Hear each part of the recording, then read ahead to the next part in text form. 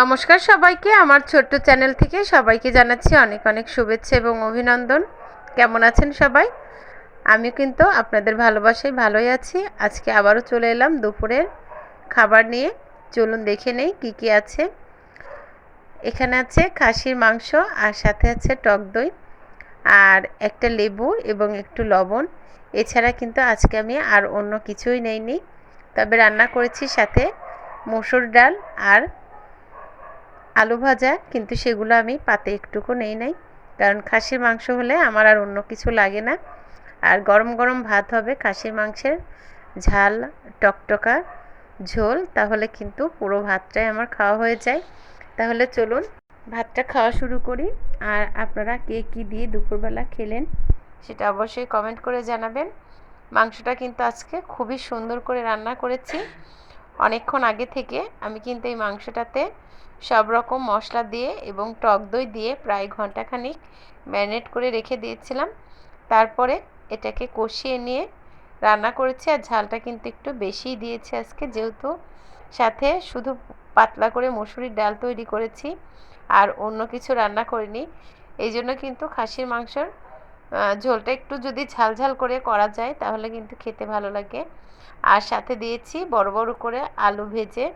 আলুটাও কিন্তু আগের থেকেই হলুদ লবণ দিয়ে মেখে রেখে তারপরে ভেজে সেটা ঝোলের মধ্যে দিয়েছি। আর খাসির মাংসের আলু খেতে কে কে পছন্দ করেন অবশ্যই কমেন্ট করবেন। তার মধ্যে আমি কিন্তু একদম একজন যে খাসির মাংস খেতে গিয়ে আলু ছাড়া খাওয়াই হয় না, এমনটা। আমার কিন্তু খুবই পছন্দের আলু খাসির মাংসের মধ্যেকার। তা আমি কিন্তু যদি কখনো 2 পিস মাংস নেই, দেখা যাচ্ছে 3 পিস আলু নেই, এভাবে কিন্তু আমার ভাতটা খাওয়া হয়ে যায়। তবে আলুটা দেই শুধু আমি আর আমার ছোট ছেলে, আমরাই দুজনে খাই। ওর বাবা এবং আমার বড় ছেলে আলু কখনো খায় না। কিন্তু আলু না দিলে আমার যেন কেমন অসম্পূর্ণ লেগে যায় মাংসের ঝোলটা খাওয়া, তাই কিন্তু আলুটা ছাড়া খেতেই পারি না। আর দেখতেই পাচ্ছেন আজকে মাংসের ঝোল হয়েছে। আমার কিন্তু খাওয়াটা কোনো রকম কোনো ঢিলামো হচ্ছে না, খুব দ্রুত কিন্তু খেয়ে নিচ্ছি। আর আমার আর একটা স্বভাব আছে, যেটা যে আসলে আমি মাংসের ঝোল ঠান্ডা হলে খেতে পারি না।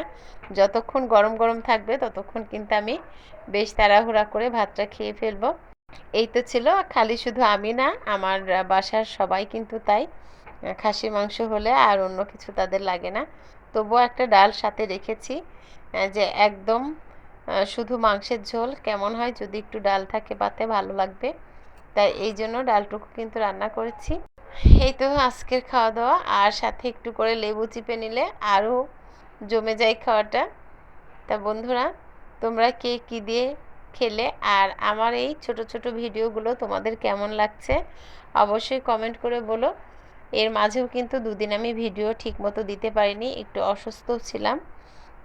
তারপর মাঝখানে একদিন উপাসও ছিলাম, এই জন্য কিন্তু আর সেভাবে খাওয়ার ভিডিওটা করতে পারিনি। তা যাই হোক, এই জন্য আবার ভাবলাম যে আবারও শুরু করে দেই, যেহেতু প্রতিদিন খেতে বসি আর আমি যা দিয়ে খাবো সেটাই তোমাদেরকে দেখাবো। এখানে বাড়তি কোনো কিছুই না, যে আমি ভিডিও করছি বলেই যে এখানে নানান রকম পদের খাবার খেতে হবে এমন কিন্তু কোনো কিছু না।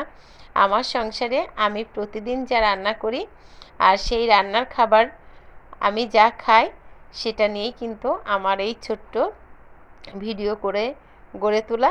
তা তোমাদের যদি এই ভিডিওগুলো ভালো লেগে থাকে তাহলে অবশ্যই আমাকে একটা কমেন্ট করো, লাইক দিও, আমার পাশে থেকো, আমাকে সাপোর্ট করো সব সময়।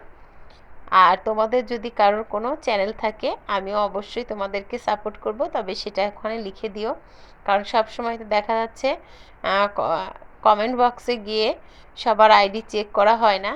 তাই এই জন্য যদি লিখে দাও যে আমার ছোট্ট একটা চ্যানেল আছে কি আমার বড় চ্যানেল আছে, তাহলে অবশ্যই আমিও সেখানে গিয়ে সাপোর্ট করব, তোমাদের পরিবারের সদস্য হয়ে উঠব।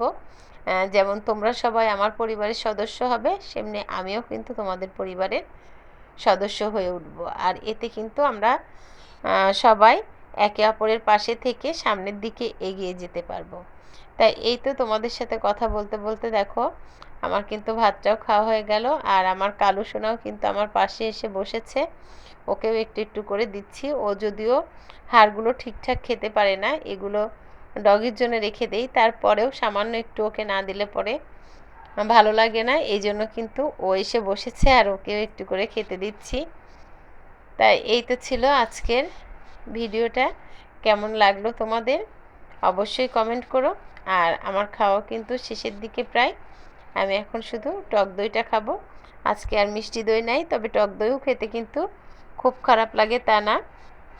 অনেকেই আছে টক দইয়ের মধ্যে কিন্তু একটু চিনি দিয়ে খায়, তবে আমি কিন্তু সামান্য একটু লবণ দিয়ে টক দইটা খাই, আমার ভালো লাগে খেতে। আর লবণটা যদি বিট লবণ হয় তাহলে আরও বেশি ভালো লাগে, তবে আজকে কিন্তু আর বিট লবণ দেইনি। আজকে টক দইয়ের মধ্যে এমনি আমরা যে ঘরে লবণটা খাই সেই লবণটাই ব্যবহার করেছি সামান্য একটু।